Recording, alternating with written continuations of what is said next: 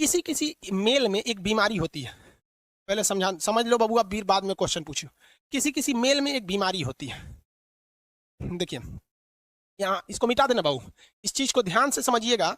यहाँ सबसे बड़ा कंफ्यूजन होता है लड़कों को। ये टेस्टिस है, टेस्टिस की संख्या कितनी होती है? दो। एक निकाल देंगे तो भी कोई दिक्कत नहीं है, एक से भी वो उतने काम करेगा, बट स्पर्म की जो मात्रा है वो 7 ml से घट जाएगी। ये इसका टेस्टिस है। और यहाँ पर ये कौन सी नस है? ये नस का नाम है वैस डिफरेंस। क्या है? वैस डिफरेंस, वैस डिफरेंस। और यहाँ से ये जुड़ा हुआ है पेनिस से। किससे जुड़ा हुआ है? पेनिस से। अब एक चीज दिक्कत समझिए कि यहीं पर होता है किडनी, यहाँ पे होता है किडनी पेट के ऊपर, और किडनी जो होती है ये पेशाब बना देती है। क्या करती है? पेशाब बना देती है। अब पेशाब की नस भी आके इसी पेनिस से जुड़ी रहती है। ले ससुरा, पेनिस को पेशाब भी निकालना है और स्पर्म भी निकालना है, दोनों का रास्ता अलग है भाई साहब। यहाँ से ध्यान से नहीं समझोगे ना, उड़ जाएगा दिमाग से एकदम सीधे। यहाँ देखो बबुआ, इस डायरेक्शन से क्या जा रहा है? स्पर्म जा रहा है।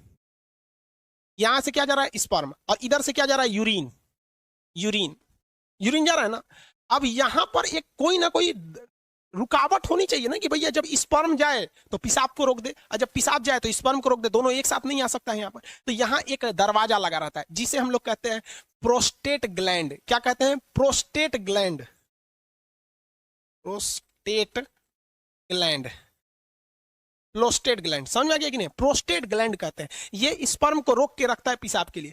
जिसमें ये प्रोस्टेट ग्लैंड कमजोर होता है, वैसे व्यक्ति जो होते हैं जब वो कभी रात में सोते हैं या कभी सोते हैं, तो उनकी मेंटली डिसऑर्डर की वजह से इनका टेस्टिस जो होता है स्पर्म बनाने लगता है, और ये प्रोस्टेट ग्लैंड उतना अच्छा काम नहीं कर रहा होता है, तो उनका अपने से वो उसका स्पर्म बाहर आ जाता है। ये बीमारी होती है, इसको डॉक्टर से इलाज कराने पर ये ठीक हो जाती है। समझ आ रहा है कि नहीं आएगा? तो ये बीमारी बहुत अजीब चीज है, क्योंकि स्पर्म जो होता है वो एनर्जी में बहुत ज्यादा, उसमें एनर्जी लॉस होता है, तो अपने से बन के अगर बाहर चला जाता है तो भी दिक्कत है।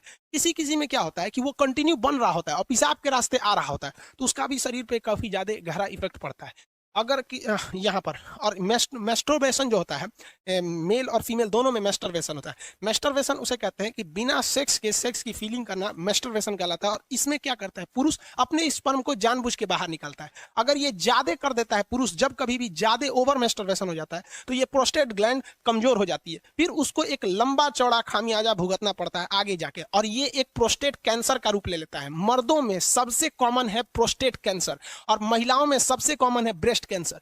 ब्रेस्ट कैंसर इसलिए होता है क्योंकि महिलाएं आजकल अपने बच्चे को दूध नहीं पिला रही हैं, उनको फैशन भागल जा रहा है, तो कैंसर हो जाएगा तो घूमियो तो फैशन करके। और मर्दों में सबसे ज्यादा होता है प्रोस्टेट कैंसर, या तो फिर वो प्रॉपर इलाज नहीं कराते हैं, या फिर ज्यादा मास्टरबेट कर देते हैं, इस वजह से उनका प्रोस्टेट कैंसर हो जाता है। तो कई लड़कों को लगता है मास्टरबेशन मतलब ये चीज जो इस प्रोस्टेट ग्लैंड होता है ये नॉर्मल चीज, ऐसा नहीं है भाई। ये मेल में बहुत ज्यादा ये क्या करते हैं भैया, ये मतलब कहने का सेंस क्या है, ये एक रिस्की चीज होता है। तो यूरिन को और स्पर्म को रोकने के लिए काम कौन करता है? प्रोस्टेट ग्लैंड काम करता है। मेल का अंग समझ में आ गया?